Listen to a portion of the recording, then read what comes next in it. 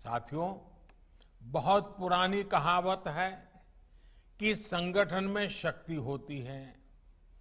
कृषि सुधार से जुड़ा दूसरा कानून इसी से प्रेरित है। आज हमारे यहाँ 85% से ज्यादा किसान ऐसे हैं जो बहुत थोड़ी सी जमीन उनके पास है। किसी के पास 1 एकड़, किसी के पास 2 एकड़, किसी के पास 1 हेक्टेयर, किसी के पास 2 हेक्टेयर। सब छोटे किसान हैं। छोटी सी जमीन पर खेती करके अपना गुजारा करता है। इस वजह से इनका खर्च भी बढ़ जाता है और उन्हें अपनी थोड़ी सी उपज बेचने पर सही कीमत भी नहीं मिलती है। लेकिन जब किसी क्षेत्र के ऐसे किसान अगर एक संगठन बनाकर यही काम करते हैं तो उनका खर्च भी कम होता है और सही कीमत भी सुनिश्चित होती है। बाहर से आए खरीदार इन संगठनों से बाकायदा समझौता करके सीधे उनकी उपज खरीद सकते हैं। ऐसे में किसानों के हितों की रक्षा के लिए ही दूसरा कानून बनाया गया है। एक ऐसा अनोखा कानून है जहां किसान के ऊपर कोई बंधन नहीं होगा। किसान के खेत की सुरक्षा, उसकी जमीन की मालिकी की सुरक्षा, किसान को अच्छे बीज, किसान को अच्छी खाद, सभी की जिम्मेदारी जो किसान के साथ कॉन्ट्रैक्ट करेगा उस खरीदार की होगी। किसान से जो समझौता करेगा उस समझौता करने वाले की होगी। साथियों, इन सुधारों से कृषि में निवेश बढ़ेगा, किसानों को आधुनिक टेक्नोलॉजी मिलेगी, किसानों के उत्पाद और आसानी से अंतर्राष्ट्रीय बाजार में पहुंचेंगे। मुझे बताया गया है कि यहां बिहार में हाल ही में 5 कृषि उत्पादक संघों ने मिलकर चावल बेचने वाली एक बहुत मशहूर कंपनी के साथ एक समझौता किया है।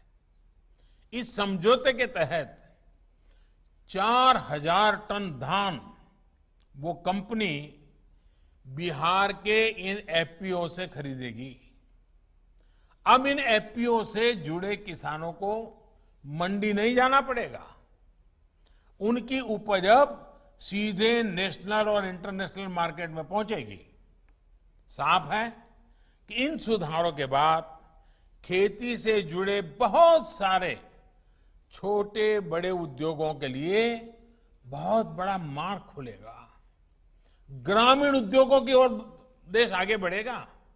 मैं आपको एक और उदाहरण देता हूं। मान लीजिए कोई नौजवान एग्रीकल्चर सेक्टर में कोई स्टार्टअप शुरू करना चाहता है। वो चिप्स की फैक्ट्री ही खोलना चाहता है। अभी तक ज्यादातर जगह होता यह था कि पहले उसे मंडी में जाकर आलू खरीदने होते थे, फिर वो अपना काम शुरू कर पाता था। लेकिन अब वो नौजवान जो नए नए सपने लेकर के आया है, वो सीधे गांव के किसान के पास जाकर उससे आलू के लिए समझौता कर सकेगा। वो किसान को बताएगा कि मुझे इस क्वालिटी का आलू चाहिए, इतना आलू चाहिए। वो किसान को अच्छी क्वालिटी के आलू पैदा करने में हर तरह की तकनीकी सहायता भी करेगा। साथियों, इस तरह के समझौतों का एक और पहलू है। आपने ये देखा होगा कि जहां डेयरी होती है वहां आसपास के पशुपालकों को दूध बेचने में आसानी तो होती है। डेयरियां भी पशुपालकों का, उनके पशुओं का ध्यान रखती है।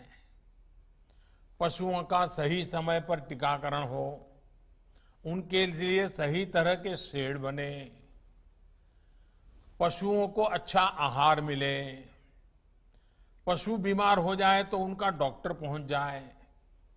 और मैं तो गुजरात में रहा हूं, मैंने देखा है डेयरी कैसे पशुओं को संभालती है। बड़ी डेयरी दूध उत्पादक उन तक जाकर के किसानों की मदद करती है। और इन सब के बाद भी ये बड़ी महत्वपूर्ण बात है,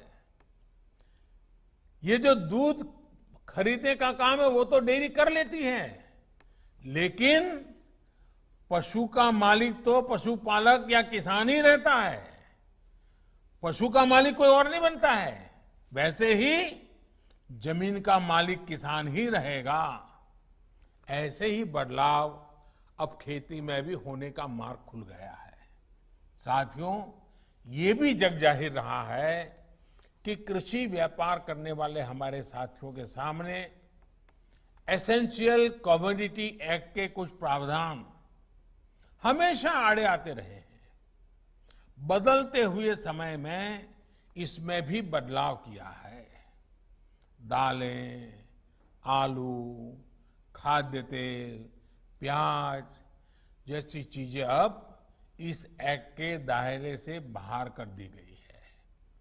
अब देश के किसान बड़े बड़े स्टोर हाउस में, कोल्ड स्टोरेज में इनका आसानी से भंडारण कर पाएंगे। जब भंडारण से जुड़ी कानूनी दिक्कतें दूर होगी तो हमारे देश में कोल्ड स्टोरेज का भी नेटवर्क और विकसित होगा, उसका और विस्तार होगा।